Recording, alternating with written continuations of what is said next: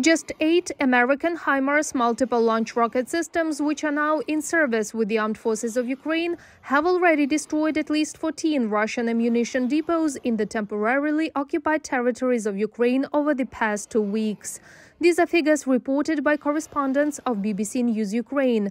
An ammunition depot in Novakhovka-Kherson region was one of the latest to blow up.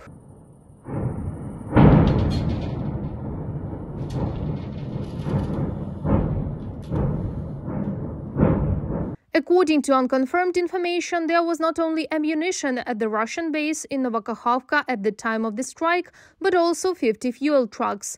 Until recently, the Russian military's rear depots were an out-of-reach target for Ukraine's defenders, but that has changed when the Ukrainian armed forces received American HIMARS. These multiple launch rocket systems beat Russian tornadoes and uragans. Russian artillery battalions need an hour to reload. HIMARS can fire at least 5 rounds during this time. The American MLRS strikes targets at a distance of up to 80 kilometers, and the missiles are guided by GPS. This allows them to hit targets accurately, even at night. But the main advantage of the HIMARS is that the Russian air defense systems turned out to be powerless against them. Neither the S-100 nor the S-400 simply cannot intercept American projectiles. Russian systems, for example Smerch, for a maximum range of 70 kilometers, the deviation can be up to 1 kilometer.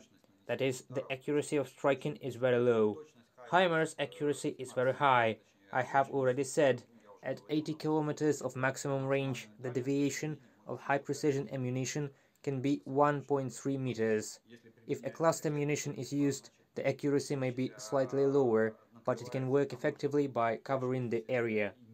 Those HIMARS that are now in service with the armed forces of Ukraine are not enough for a successful counteroffensive, the British Royal Joint Institute for Defence Research is confident.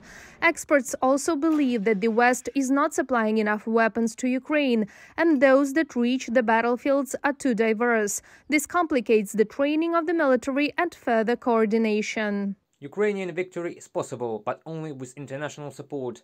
In the absence of that support, Ukraine may either be worn down through attrition and economically strangled, or else fight a protracted and bloody war over several years. International support so far has been hugely consequential in enabling Ukraine to survive, but has also been piecemeal and in introducing significant logistical frictions into the Ukrainian military. The first step in delivering effective support for Ukraine is the rationalization of the equipment being provided, with standardization of platforms and munitions supported by appropriate maintenance. From the Ukraine at War, paving the road from survival to victory report of the Royal United Services Institute for Defense and Security Studies. Member of the Verkhovna Rada of Ukraine, Yegor Cherniev, confirms the assessment of British analysts. However, according to him, the Ukrainian military manages to successfully defend themselves despite using very diverse equipment. The second wave of providing us with Western weapons has begun, and here each country allocates what it can. Of course, we would like to have fewer types, but more quantity, but we proceed from what we have. Our guys learn quickly enough. They use the weapons that we are supplied with quite effectively. Prime Minister of the Netherlands, Mark Rutte, promised to replenish the stocks of weapons of the Ukrainian army during his visit to Kiev. We have to keep providing Ukraine with sophisticated military equipment to help it withstand Russian aggression. And I again call upon all my colleagues in Europe and elsewhere to provide Ukraine with heavy military equipment.